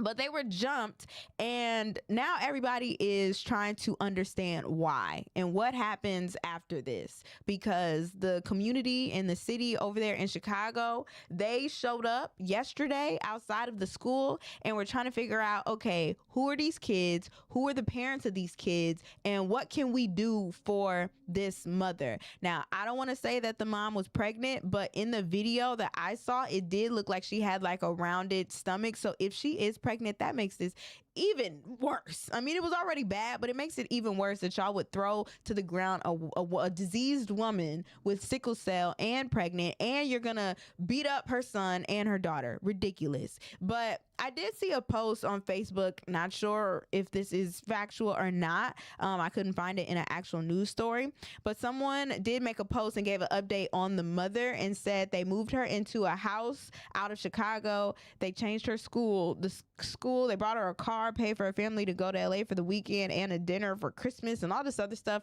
I don't know if that's actually true, but I wouldn't be surprised if it was true, because it seemed like the community definitely was there to try to protect this woman and just get some answers overall. But now I'm trying to understand, who are some of these children? I did see a video just early this morning of one of the mothers of the sons who was in that video, because she was like, listen, the entire city of Chicago is looking for you. The entire city of Chicago wants to know who you are and where you are. She said, and you know I'm not going to protect you if they try to do something to you, because you were wrong for what you did to that woman and her child in that video. And so there was reports that said when the police had came to the school yesterday to try to demand some answers, some of those children who were in that video were crying and they were scared because they didn't know what was going to happen. You know, almost like they didn't think of the consequences that could potentially come from them jumping on an entire family. But my thing is, why y'all crying now? Because y'all wasn't crying when you were bullying this little boy for 2 years. Y'all weren't crying when you were beating this woman upside her head. And y'all weren't crying when you were pulling out the little girl's hair. And so why are y'all crying now? Just because now you might have some sort of punishment, right, or now there are going to be some sort of consequences to your actions. But if this was your child who was in this video and y'all were whooping on this woman and you saw your child whooping on this woman, what do you do? Like, how do you reprimand and discipline like 11 to 14-year-olds? Like, right, what does that look like? Does it look like jail? Does it look like juvie? You know, is it the parents getting ticketed? I honestly think that it's a little bit deeper. I'm not gonna lie to you. It has a lot to do with just the mental health crisis of our kids right now, and why they have so much anger built up inside of them that they feel like they can take it out on other kids or even parents. Mm-hmm. Parents who they're supposed to respect. Like, when I was growing up, y'all, I was taught to not disrespect elders. Like, it don't matter if you know them or you don't know them. You need to respect them. But it seems like that is completely out the window. And I'm not sure where that came from and why the parents now are not instilling that into their children. Yeah. But it's ridiculous to me. 414-360-8999. What do y'all think about this situation? Who needs to be held accountable for this? Is this the system? Is this the parents? The kids? What's really going on? This could have easily been Milwaukee. Yeah, this could have easily been Milwaukee. And honestly, Juice, I'm certain that at one point this has been Milwaukee. I'm certain that this has been neighborhoods across the country. The only difference that this particular instance makes is the fact that it was filmed in Chicago. You know, so ultimately people were able to share the incident, and, you know, everybody was able to feel some type of way when they actually saw it. But, you know, this is a buildup of us disowning our community. And then really when I'm saying disowning our community, not really being there for the children in the first place anyway. We had this conversation at some point last week when we were talking about, you know, the parents wanting to be friends with their children. You know, this comes from that. This stems from that. You know, this also stems from the crack era. What did we say? A lot of these kids now are, you know, a ripple effect, a ripple cause of what the crack era did to them. You know, so ultimately, I think it's a many factors. But with this particular instance here, it's because those kids didn't give a damn. All right, they didn't care about that kid. They were bullying him for a solid 2 years. And his mother, shout out to his mother again for her being like, nobody's going to do this to my son anymore. I may have sickle cell, but I'm going to go there and I'm going to try to walk my kid home from school so he can get home from school safely. You know, and still didn't. And still didn't, because those kids didn't give a damn. And I've seen this time and time again when this mob mentality, when this mob type of mentality starts to permeate through children, you know, because it starts with one kid who may have just been the first bully, right? And he starts bullying the kid. Well, another kid out there who may feel as if, oh man, you know what? Forget little, I don't even know what his name is because they're not gonna drop it or whatever. But forget little Tyrone or whatever his name may be, and they hop on it too. Well, 1, 2, 3, 4, 5 children begin to do the same thing, and this kid is like, man, I'm scared to go to school. He's still trying to get an education. He's been doing it for 2 years. He finally tells his mom. His mom has probably been concerned for him for amount of time now. Seeing the different bruises that's been on her child, and the child finally tells her, and she does what a mom or any parent would do and tries to protect her child. But in this instance, you know, she walks him home from school and still gets jumped herself. So it's one of these things where, you know, we really have to take a look in the mirror at ourselves and how we allow these things to happen. And I believe it's because the communities around these types of children have failed them. A lot of people are alluding to the idea that, well, there's no after school programs and they don't have this and the children don't have that. But really, at the end of the day, what the children don't have is respect for their elders. They don't have respect for themselves. You know, they don't even understand the reasons why they're supposed to be going to school in the first place, because the first reason you're supposed to go to school is to get an education. It's not to jump and beat up on anybody. However, this is what has happened. And I've seen it before in my own lifetime. Like I said before, in my instances, it just wasn't filmed. I remember seeing a young child, and this was actually, and I've always just kind of sat back and just watched, I guess, and that was wrong of me. But I was about like 9, 10 years old. And I'll never forget the first time like a white kid moved into our neighborhood. He moved into our neighborhood, and immediately, I call him a bully now or whatever, but the gentleman's name was Chris. He immediately started bullying this kid just because off GP, because he was white. That's really one of the biggest reasons he started doing it anyway. That sucks. It really does. So, you know, I saw this from a first person standpoint, but you know, he ends up bullying the white kid or whatever. And at first it just started off as, oh, I'm talking crap to the white kid. Second day, we at the bus stop. Now I'm pushing the white kid, and not only am I pushing the white kid, I got cousins over here too. Now my cousins got involved, and they also helping me bully this little kid, you know. And then third, it was like the 2 weeks go by or whatever, and what ends up happening now is it wasn't just Chris, it was Chris's cousin, it was Chris's cousin's friends. So now this is about 10 other little black kids bullying this one little white kid, all because of the fact that Chris didn't like the fact that this kid was white in the hood. And I will never forget Chris, it was either Chris or Craig, grabbed a brick and threw a brick at this kid's head. Like, threw a full brick at this kid's head, man. And I was like, what in the hell is going on? And the kid started bleeding. The ambulance had to come and pick the kid up, all these things, right? About a month passed. About a month passed. Chris, the child was a lot better now. He had healed up and stuff. Got to the bus stop, and then the kid's father came out. The kid's father came out. I'm 10 years old. We're all about 10 years old, but the kid's father had to been about like 31. Again, the kid's father was a white guy or whatever, and asked his son, who was bullying you for these past few weeks? He pointed him out.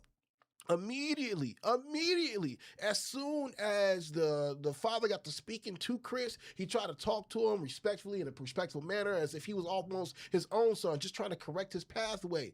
Immediately, Chris boom, catch him right in the face. Like, I don't give a damn what you got to say to me right now.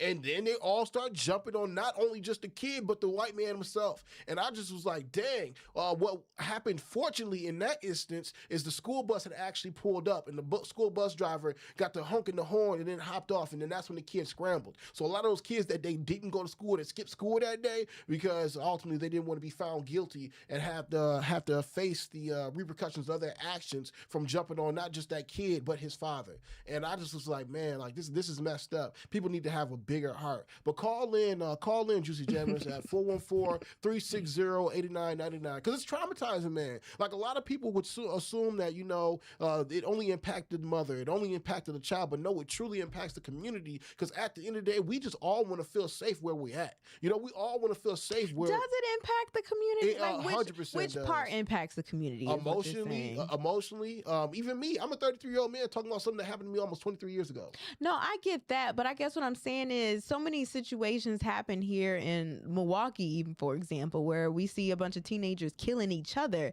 But like, what do we do? Like it just continues to happen. So does it really impact it? Does it really impact change? I guess is what I'm saying. Does it impact a way for it to not happen again, or is it, or do we become normalized to the idea that the same rhetoric of this is unacceptable, we have to change this, we have to do better as a community? Like I don't think it really does.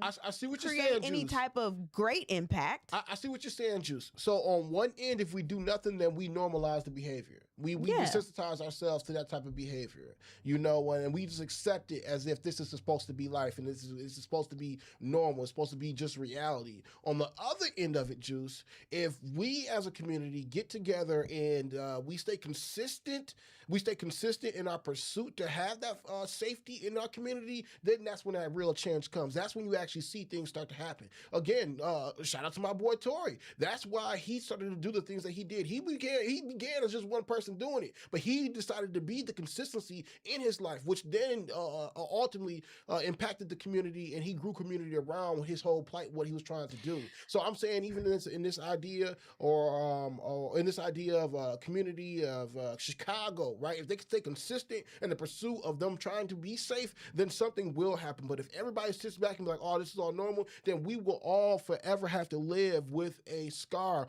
on our hearts and minds. But see, that's what I'm saying though. Yeah, obviously, if you're consistent, things will change. But the part that never happens is the consistency. No, and consistency honestly, does happen. The reason.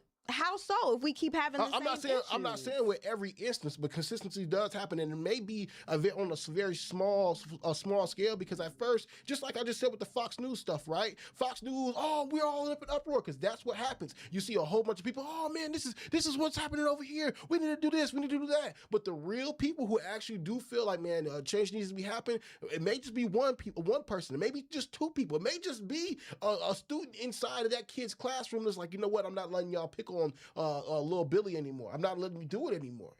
All it takes is just one, you know, and then you never know how that grows out and spirals out into somebody becoming the president of the United States who makes certain that never happens to children again. That sounds great. That sounds beautiful, and that sounds like what would happen in a perfect world, but that's not reality, and that's not what happens. That's what I'm saying. And that's so not you're for what the goes normalcy down. of these things. I'm not for the You're normalcy, for the normalcy of these things. What do you want to do with your voice, Juice? What do you want to do with your platform, Juice? How are you going to stop these things happening in your own community, in your own backyard, if you do not stay consistent on speaking on those things? We have the Juicy Jammers right here, right now. Yes, we can stay consistent on doing our part in bringing awareness to the situation. But I'm not going to lie to you. If this video did not go viral, I don't think would change have really came, and will change even come after this? Like, are they going to eventually put in some type of mental health counseling in the schools for children? Are they actually going to hold the, but I'm saying like across the country, this is not just a Chicago issue. This is a Milwaukee issue. And so what I'm saying is we see these kids here getting killed all the time, and we don't create an uproar about it until it goes viral and until it becomes like a national thing or something where everybody locally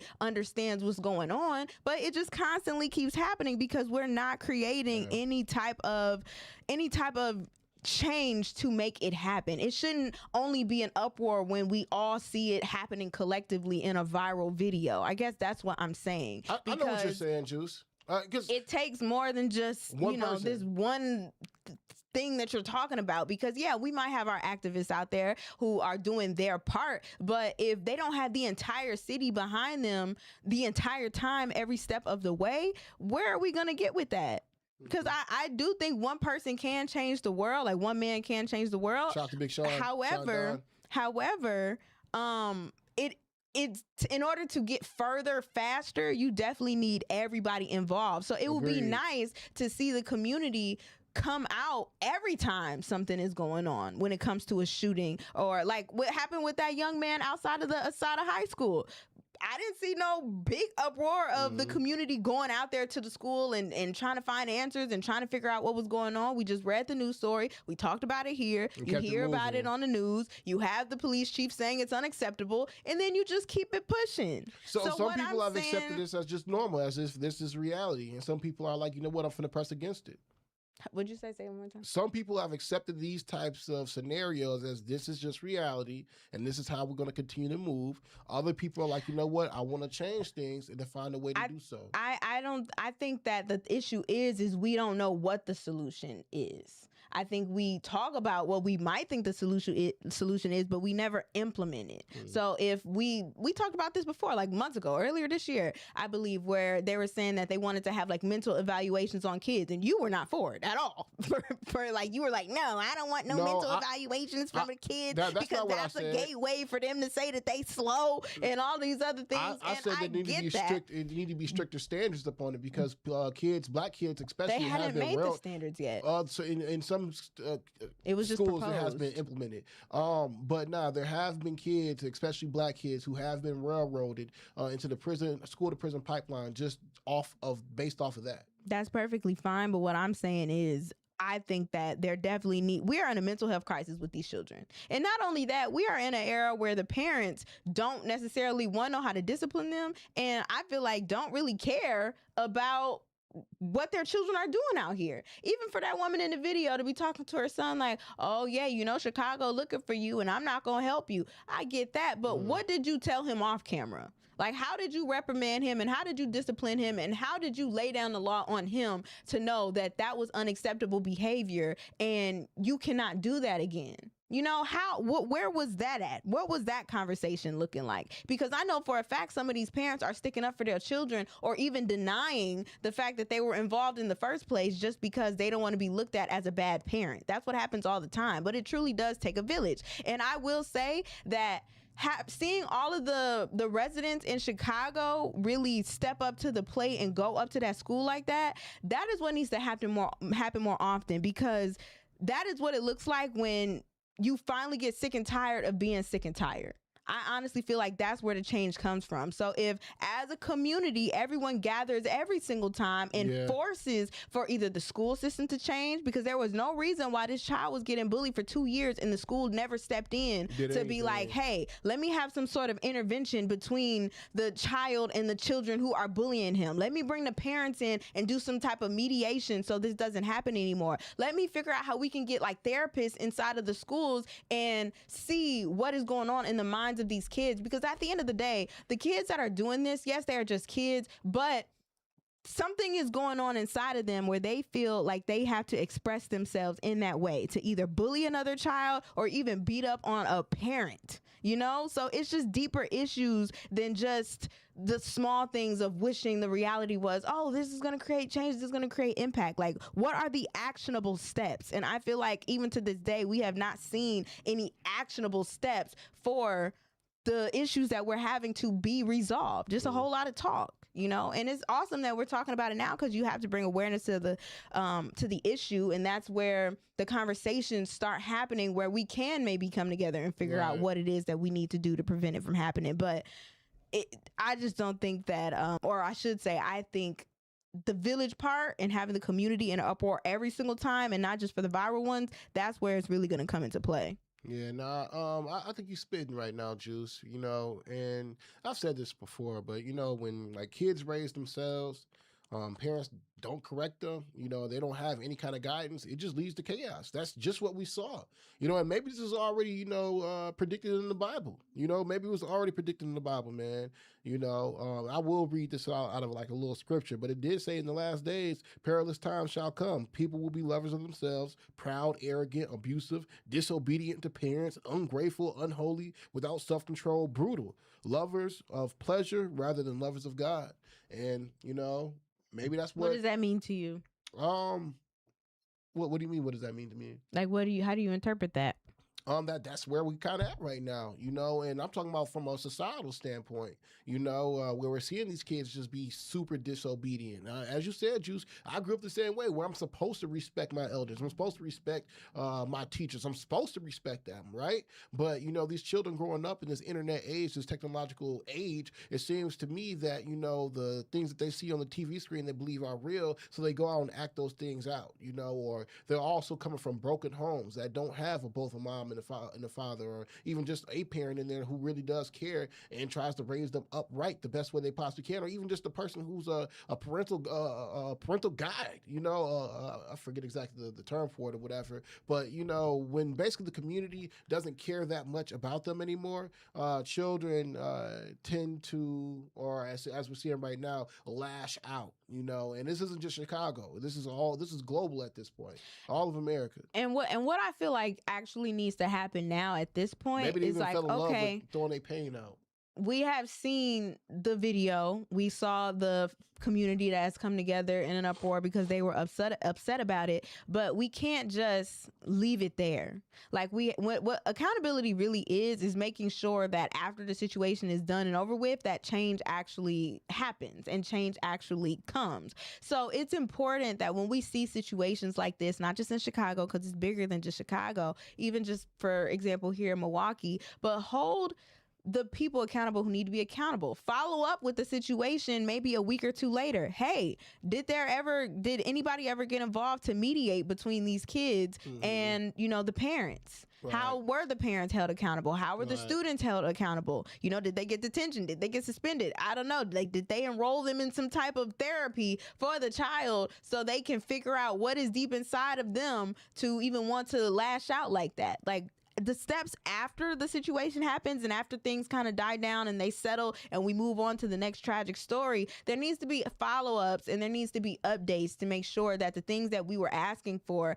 actually happened so that it doesn't happen again, or what is going to be implemented so it doesn't happen again. I honestly, Juice, I want to ask you this question though, because I'm thinking about in my mind, what I would do as a teacher or principal of that school. When it comes down to that group of kids, what would you do if you were the teacher down there, who maybe these students who jumped on the mom, and bullied the kid for the past 2 years? What would you do if you guys were all in the same classroom? How would you go about, building a connection back there, or well, since I'm not like a teacher who probably has the certifications to figure out that type of thing, and just the first thing I think of is bringing the parents together. Okay. And I know parents don't want to think that they're doing a bad job as a parent because they get really offended now. It's like the whole village idea just doesn't register to them somehow. It's like when we're correcting you, it's not that you suck that much. I mean, you might suck, but we're trying to correct it so you don't suck anymore, and you can have a child that's in the world and doing great things in the world. But I 100% would just bring in the people who need to be brought in order to see what's going on with each child. Like, hey, child, why are you bullying this kid? What are the things that you're saying to him that's making him cry or making him,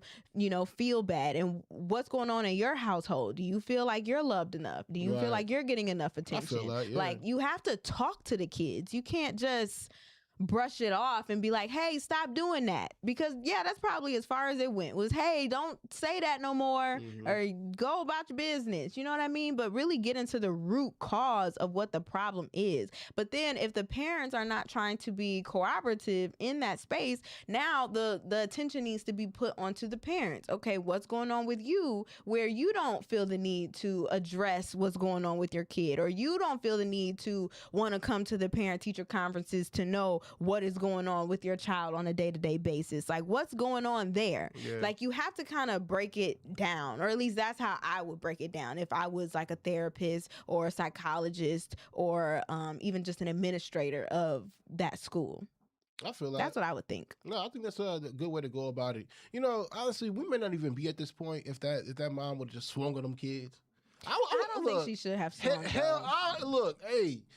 I have a child. She gonna be in trouble. Now she Hell gonna be in no. trouble. Hell no. You know, me and my seed is good. Okay, y'all not finna be out here embarrassing my son for 2 years. Okay, 2 years, and then think you finna do the same thing. Okay. When I'm here, I would have swung on them kids. I ain't gonna lie. Okay, you would have swung on the kids, but think about it like this. And maybe you're not the greatest person to ask this because I feel like you have like a good mental compass on yourself. But if your child was the one beating up the mom, right? Damn.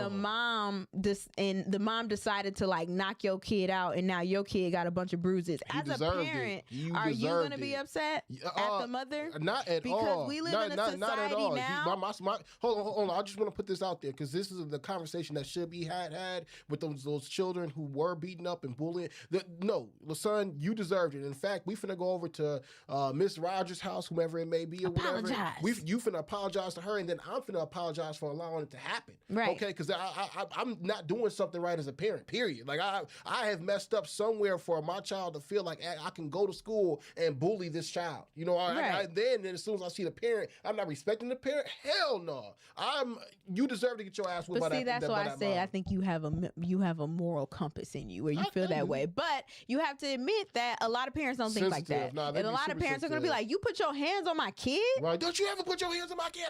Like now the mama want to fight the other mama again because it's like, don't touch my child. I don't care what my child is doing to you. They're just 11 years old. Right. You don't put your hands on no kid. Yeah. You can't defend yourself against an 11-year-old. Like that's what the conversation would have been. And then the mama who was fighting could have gotten in trouble just for that. You know, so you have to think about what that mom was even going through, and the fact that she had a disease on top of that. Thanks, I got crazy, sickle cell. Bro.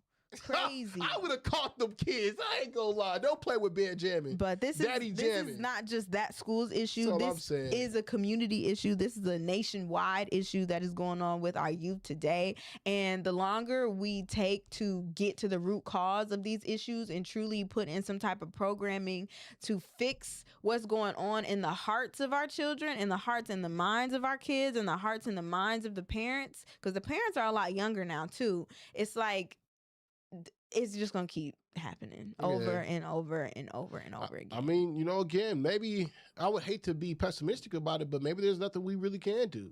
I don't think that. I just think that what happened yesterday was a good example of everybody coming together. Measures. Not even just that. Well, yes, but when you see a community rally behind a family like that, that is what it looks like when you are sick and tired of being sick and tired. And I truly think change comes in numbers. So if everybody were to be in an uproar about every situation that happens and we hold the people accountable to make sure that things are fixed afterwards, that's where I think changes could start to come, and we do see the impacts of what the situation is. So consistent in the outrage of instances like this will evoke change. I think so. I agree. Cool. Well, good conversation. I said that 20 minutes ago, by the way. Bro, you haven't said an outrage. I said that 20 minutes ago. She did not accept it, Juicy Jammers. You did not say in the outrage. If Ben Jammin was right, is that how y'all just got to talk to women? You just got to be like, okay, outrage. Now you get it.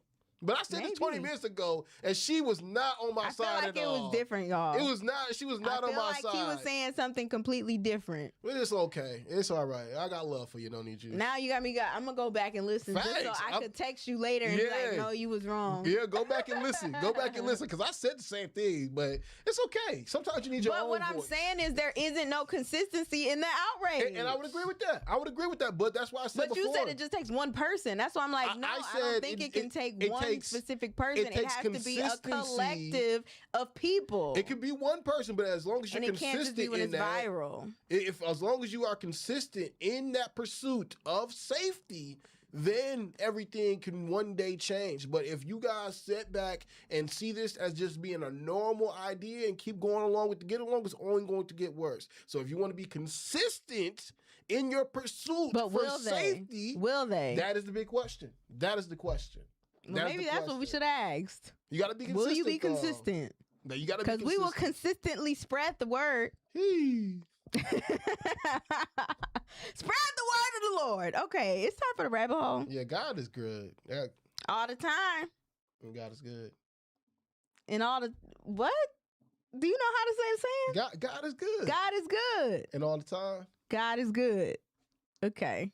Let me make a show. Why she always look? You said it wrong at first. I really did. I know I'm not tripping, bro. You was looking confused. You hear what you want to hear. I had to check your black card. What's up with your headbuds, your earphones, your earbuds, bro? What's wrong with it? They got earwax in them or something, bro? No, you not hearing I'm about to me say over what's here? wrong with them. You don't be hearing me, bro. I'll be saying these same things. Oh Damn. my gosh. Well, I think it's time for the rabbit.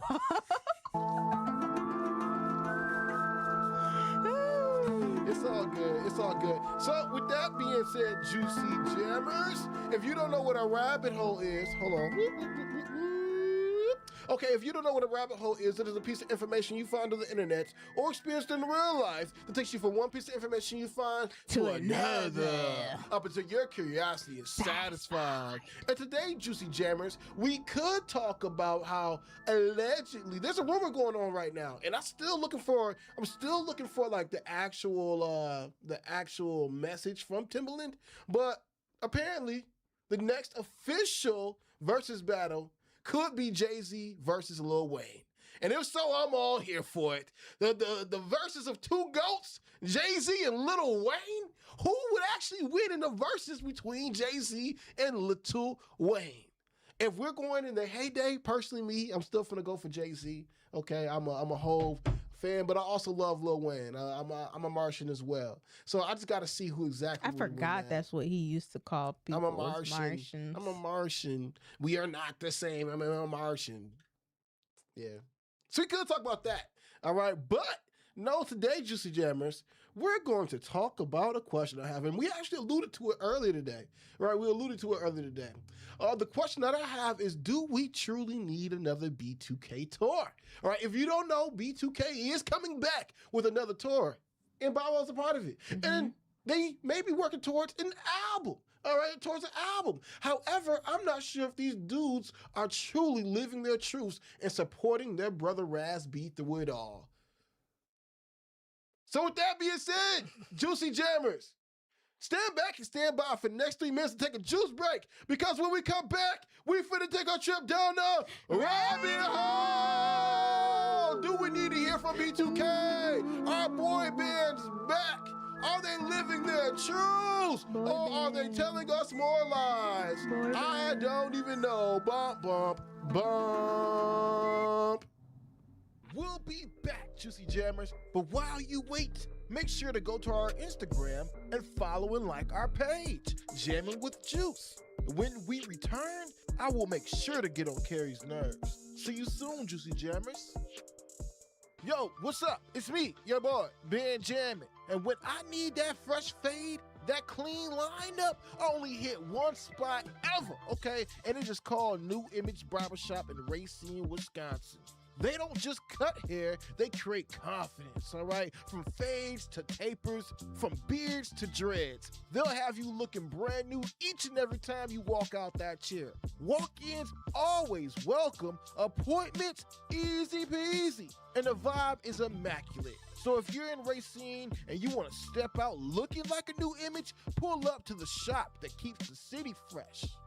That's New Image, where every cut's a masterpiece.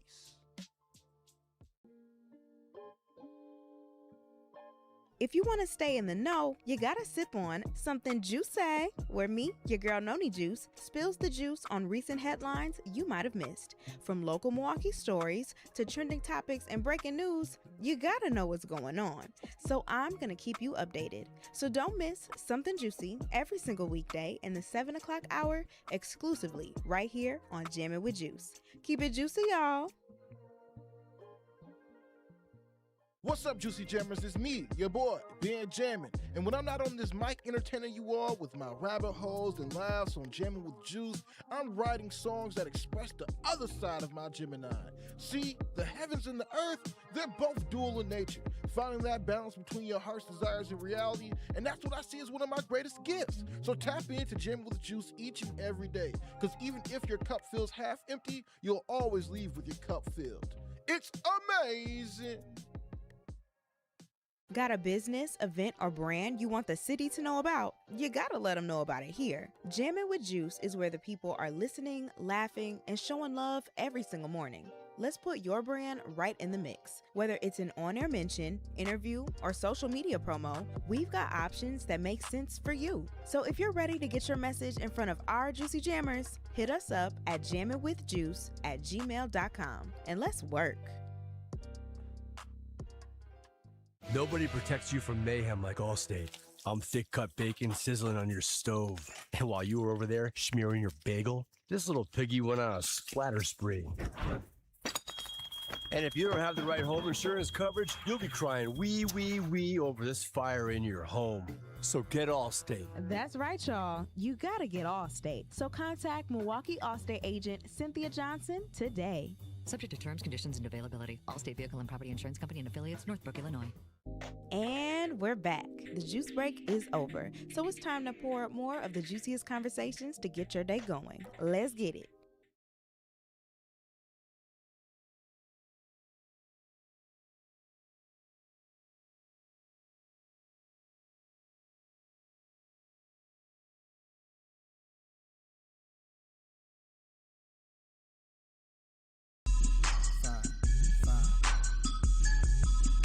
Day.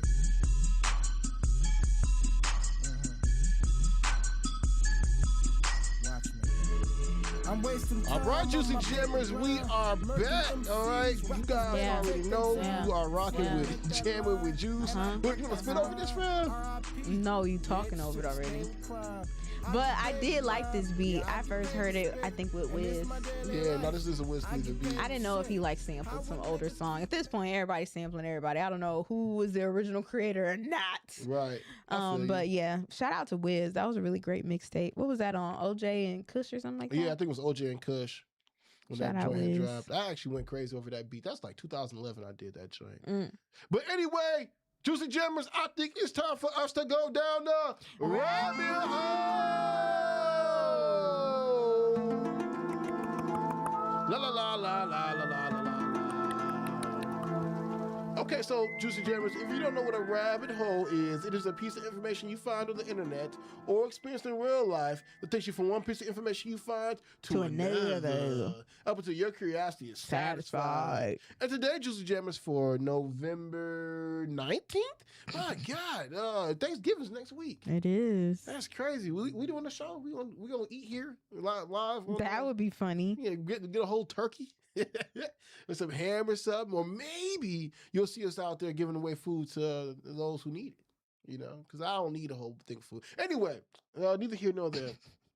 Today, Juicy Jammers, for November 19th, my rabbit hole question, do we need another B2K tour? All right, now this rabbit hole for me started back when I was singing Bump, Bump, Bump in the early 2000s. It was hard not to notice B2K and their incredible music, okay? I got my first Kiss listening to B2K. I got my first Juke listening to I Need a Girlfriend. Okay, I also started falling in love with hip-hop around the time of You Got Served, which I would consider an absolute hood classic. All right, they had Steve Harvey in there, Lil' Kim was in there, you know, Marcus Houston was in there, and he broke his knee. That big old fat dude grabbed his knee, was like, you work for me now. I almost said something really funny. What'd you gonna say? No. Do it. No. Bro, I would have laughed because you right there with it, bro. I was gonna say, could you imagine Homer Blow like being like that, bro? Like, you work for me now. Hey, or like Shake. No. With the cigar in his head, you work for me now. Like, damn, bro. I can see it though. I can see it. Either one of them gentlemen can now play. We just picking people who are bigger size. That's hilarious. Y'all the homies though. You know what it is. You work for me now. with the shades on, so you got your shirt with the shades to it. That's funny as hell, man. But yeah, like I said, You Got Served, I would consider an absolute hood classic. All right. And it also taught me about crumping and dancing a little bit more too. I tried to do some of the moves, I couldn't do it. I used to love to do this one though. When they used to dance somebody, they'd be like, boom, boom, boom, boom, boom, boom. I used to love that one. Be like, lame. Oh, no, I'm kidding. That used to be cold to me, okay? Anyway, all right, I consider it a hood classic. However, as I grew older, all right, and started to understand what was really going down in these streets, okay, when I found out and started to hear music industry secrets, I would find myself absolutely floored, okay? When I found out about the alleged sexual assault accusations that Raz B made against former B2K manager Chris Stokes, all right, and B2K lead singer's brother, Marcus Houston, all right, also known from Sister Sister as Roger, all right? But according to Raz B, according to Raz B, Roger should be known as Chester the Molester, okay? Now, I'm going to play a video from Raz B where him and a former artist who passed away 2 years ago from depression from allegedly being sexually assaulted in his heyday as being an artist managed by Marcus Houston and Chris Stokes. So this video I'm about to play for y'all, Juicy Jammers, is definitely graphic but insightful when we are discussing the reason B2K had to go away. It's alarming. You talking about Chris's dick? What? You talking about Marcus or Chris's dick? I'm talking about Marcus's dick. Yeah. There's a black mole on his nut. Yeah, he's not circumcised, and he's not circumcised either. Marcus Houston is not circumcised. No. Yeah, I know. That's what I'm saying. He's not.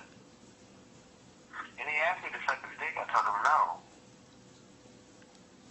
I wasn't gonna do that shit. But he wanted me to. While Chris laid there and watched. Man, I'm sorry. Chris being, me and Marcus being in the showers,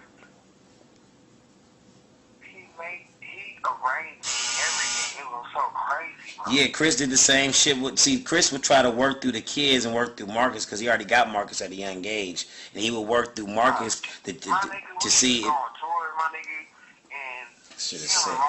Man, you sick. You know what? This the type of stuff that makes me upset. That's nasty. I didn't know what was going on.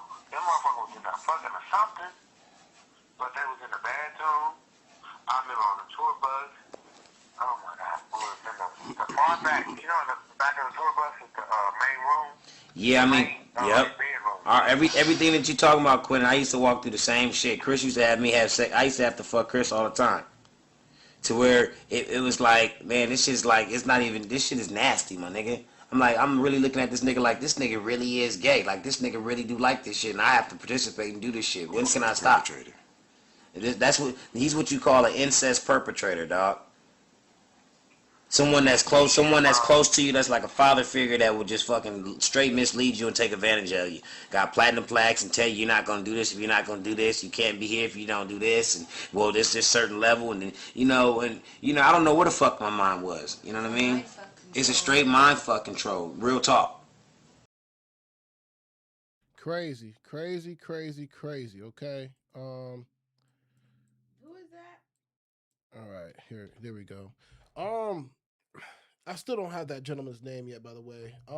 But with that being said, my heart definitely goes out to Raz B, okay? Because I don't believe that he ever got the justice that he deserved, all right? And I don't think he ever got the support from his group mates as he should have, all right? Now, as heartbreaking as that video is to hear, it makes me wonder how many times the group B2K members, Omarion and Lil Fizz and the other gentleman, heard about these actions and did nothing. So, sure, they may be going on tour all over again and maybe dropping the album, but I personally think it does nothing for their brother Raz B if they don't address it, and it actually dismisses all their fans who had lived through these same actions and these things happened to them as well. But anyway, Juicy Jammers, call in, text in at 414-360-8999 and let me know do we really need another tour from B2K? Because I don't believe so if they are not going to address real issues that affect real people in a real way. I do believe boy bands are needed all over again. It's a great time to have them all out, from Boys to Men to even NSYNC and all them cats.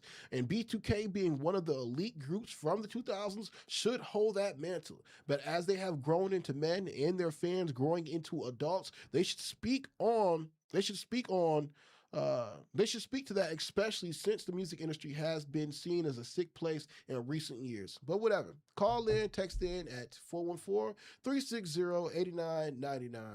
What's your thoughts? I don't... Do we know if they have discussed these things privately? Like, I don't know if publicly they have to come out and talk about what happened with Raz B, because I know for sure he has talked about it multiple times, and he's done a lot of different interviews, and there's still a lot of trauma with him when it comes to that. And even like, it makes me think of Day 26 and how Q had burst out in tears and still is very sensitive to certain topics and conversations when it comes to the things that went on when he was in Day 26 in the earlier years and what happened to him in the industry. But I don't know if the whole group needs to necessarily say something publicly about it. I just know that I hope that they have talked about it privately, and it seems like they have been able to work out their issues so they can still have the business, because B2K meant a lot for a lot of young women and young boys growing up back then, you know? And so for them to be able to put their issues to the side, not only with Raz B and what he went through and how he felt kind of alone in that, but even what happened with Omarion and Fizz, and how Omarion's baby mama, April, was getting jiggy with Fizz in recent years, and that kind of put a strain on their relationship as well. And so I'm just glad that they have been able to put a lot of that to the side. Hopefully nothing else really pops up where they get into like arguments. It seems like they have matured, all four of them individually, and now they are able to come together and be like, listen, let's make this money, let's do this album, it's for our fans. And that's really what I think why they're going on the tour. Yeah. I mean, you know, I think that is one of the biggest reasons they are going on the tour. But like I said, you know, I think when you are a person who does have a platform, you need to know how to use your influence. And a lot of times when artists go through things, it's, you know, we kind of had this discussion last week, right? When we talked about heartbreak. We were like, do you need heartbreak to have a great R&B album, right? I personally think, as we know as being radio hosts, when you give your life to your art is when you make your best art. So if they're finna go and do this, I need a girlfriend, all that other type of stuff, whatever things they did 20 years ago, the new album, the new tours will fall on deaf ears. But when they address real issues and real situations that real people have gone through and went through, that's when B2K can actually come back as a prominent group. Because people know about these things, right? They know about what you just said right there, though, Omarion and Lil Fizz and April situation, which for Love and Hip Hop was great. But for somebody who has went through sexual assault, for somebody who has been sexually abused, I think they need to speak to those people. They need to actually speak on fact, or they need to speak to help not only heal their group, but to help heal others who have been influenced by them, who have looked up to them as being heroes in their own right. I don't know if I agree with that. I don't think I want to hear a B2K song talking about SA. You know what I mean? Like, I don't think that that's the purpose. Now, I will say if it is interesting, because if they were individual, like if Raz B wanted to do something on his own where he put out his own album where he pours his heart out and talks about the things that he experienced and puts like disclaimers and stuff on it for those fans specifically who might resonate with that story, then I think that might be different. But I don't think as a group that they need to talk about the issues that they've had within the group. I think because it's like, that's not really what we go to B2K for. Like, we go to B2K because they got like the ladies that was hits 20 years and all ago. this other Who stuff. are they now? Who are they now? How have you grown as a person? How have you grown as a man? Right, how have you grown as adults? How have you guys grown as brothers and supported each other through your ups and downs? Right. And I agree with that. Like, they could do that, but how they do it, I guess maybe that is the bigger question. Is different, because I don't want to hear no track tasteful. talking about April and oh yeah, I once had your baby mama, and it was like, it just, maybe it depends on how they do it, but it is gonna be interesting what their album is gonna be about, because I want to hear. I would love to hear women tracks. Yeah, I would love to hear a B2K album. And to your point, Juice, I think Omarion and Lil Fizz could conjure up a record like Same Girl. You know what I'm saying? Same Girl, because they definitely like creatively. Around. Yeah, creatively. There's creative ways you go about expressing your true inner heart's desires. What you want to say. We know that. But with that being said, I think they are doing a disservice if they don't live their real truths. It's kind of like somebody who, J. Cole has a line where he talks about I hate listening to rappers. What did he say? He said I'd have to look up the lyrics, but basically he talks about you should speak from a real perspective. Like, talk about being a broke rapper. If you're a broke rapper, just talk about being a broke rapper. Then that's a valid perspective. There's a lot of people out there who are a broke rapper, but they want to talk about how rich they are. Right, but I guess that's the thing too. It's like, who is that music gonna resonate with? It's gonna resonate. I'm talking about with B2K, like talking about them sharing the same woman. Like, is women gonna relate to that? Are men gonna relate to that? Same Girl was a hit for a reason. I think but it wasn't based on a true story. It was more like I don't know. I personally don't want to hear the dramas that's going on with B2K. Like, that's not what I look to them for. I think as a single artist, as an individual rapper, or even as an individual R&B singer, that you have that luxury of being able to really put your personal experiences into the tracks. But I don't know. I just feel like that's kind of weird for a group to do it together. No, because I don't know who I don't know who relates to that. See, and that's all I'm saying. Like, I don't see Destiny's Child making like diss tracks about the old members that used to be in the group. They don't need to talk about the old members. They could talk about how they've grown as women. Individually, as they could talk about how they became mothers. They could talk about their sisterhood over the past 20 years since they broke up. Like, right, but that's not drama. That actually is drama. Drama. That's within the group. Yeah, that's drama within the group, or at least how the public would view it, for sure. For sure. For a Destiny's Child. For a Destiny's Child, yeah. I don't see them doing that. Because some people would actually go to say that, oh, well, Michelle didn't really like Beyonce. Or Kelly and Beyonce are cousins, and that's why they always seen together, but you'll never see Michelle. So it's all that little drama they could feed into it. But all I'm saying is, as long as it's real... That wouldn't last with their legacy, I don't think. Beyonce and Kelly and them would never. It just has to come from a real place. So all I'm saying is that, a lot of times we idolize these different artists, and we look at them as heroes and stuff, and some of them don't want to live their truths, and some of them want to tell fabrications. It's up to you who you want to believe. You got Drake and you got Kendrick Lamar. What you want to do? I mean, I guess creatively if they figure out a way, but it still feels like it might be a little weird. But it makes me want to listen to their album to see what exactly they will be talking about. Yeah, I'm down for it, man. Like, again, I think we need boy bands back in the first place anyway. Like, we need boy groups back. I think R&B music was much better. All right. Well, that is going to end your rabbit hole, huh? Hold on. I actually just wanted to find the lyrics that I was talking about with J. Cole real quick. Oh, that's what he says. Ain't nothing wrong with living check to check because most have to. Instead of capping, why don't you talk about being a broke rapper? That's the perspective I respect because it's real. What it's like to be nice as hell but got to stress to pay the bills. And that's just one valid perspective. And that's another perspective that Kanye West had told people to rap about before. Instead of telling them, rapping about selling drugs, you could just rap about like how you got fired from your job or something. But see, I think that works for individual artists. Real perspectives is what people are craving, man. Real perspectives. They don't want to hear the fabrication anymore. We can see your real life in real time, Kai Cenat. We want to actually see your real life. We don't want it to be fabricated.